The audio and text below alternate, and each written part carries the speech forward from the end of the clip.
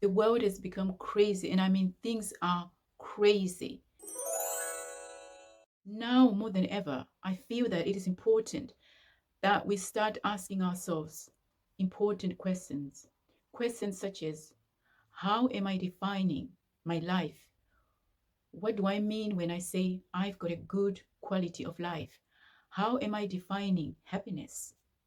How am I defining success? I am seeing that we're becoming more and more driven by things that I feel are not that important. We are defined by superficial things. They are driving us to do certain things and to feel a certain way when actually those things are not really important. Social media is one of those things. The number of likes we get on Facebook, the number of retweets, and yet we're failing to realize that those things are not real. They're superficial.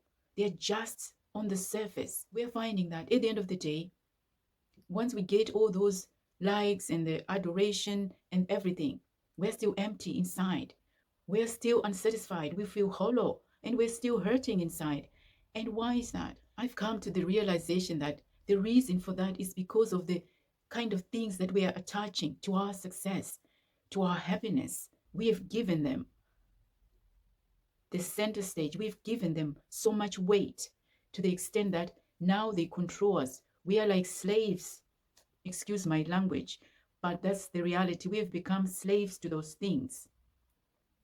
So in this video, I just want to give you how I define success or a good quality of life, at least what I think it should be, the kind of things that I think we should be attaching to those kind of words. So the first thing that I want to say when it comes to having a good quality of life, or what you should be attaching to your happiness, to your quality of life, or to success, is just having a peace of mind despite what is going on around you, despite the challenges that you're facing, being able to be at peace with yourself, to just know and understand that all is well within your soul, within yourself, is having that peace that surpasses all understanding, a kind of peace that does not make sense to those who are watching you go through things.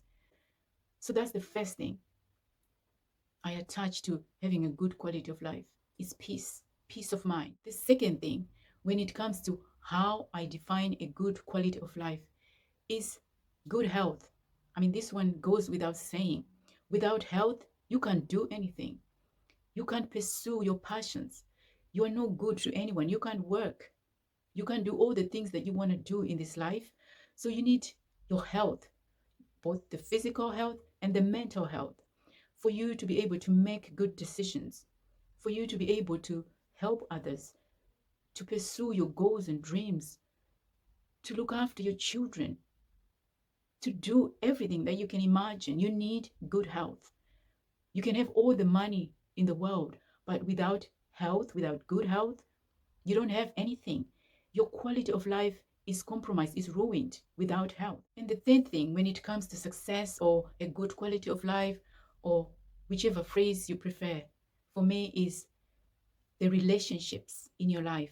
Whatever relationship you can think of, whether it's your friends, your husband, your wife, your boyfriend, your children, your family members, whatever kind of relationship, whether it's a working relationship, those relationships determine your quality of life. They can make or break you.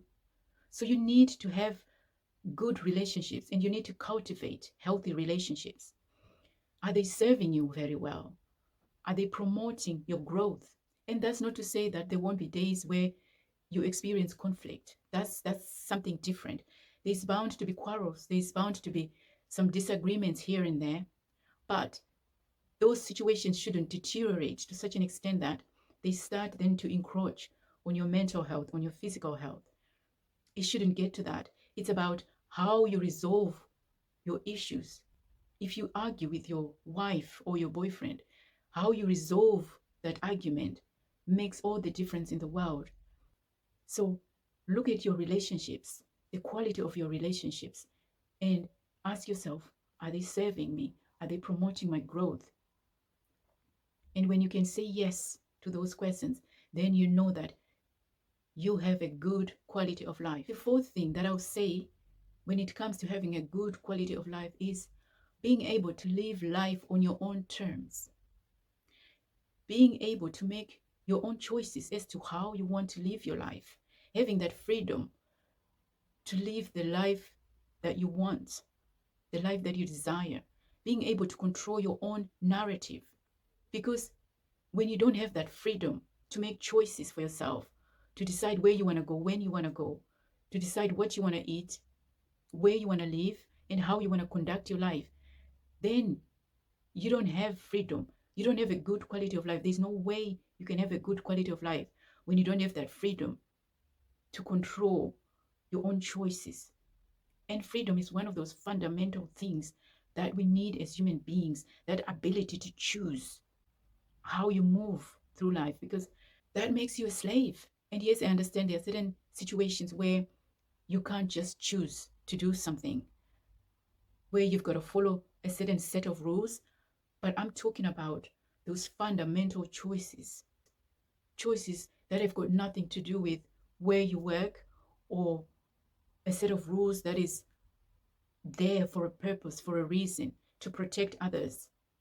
But I'm talking about being able to choose how you want to live your life as an individual.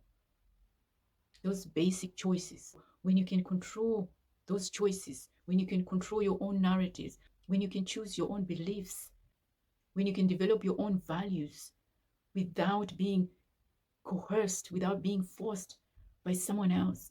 So, having that freedom to choose is a sign of a good quality of life.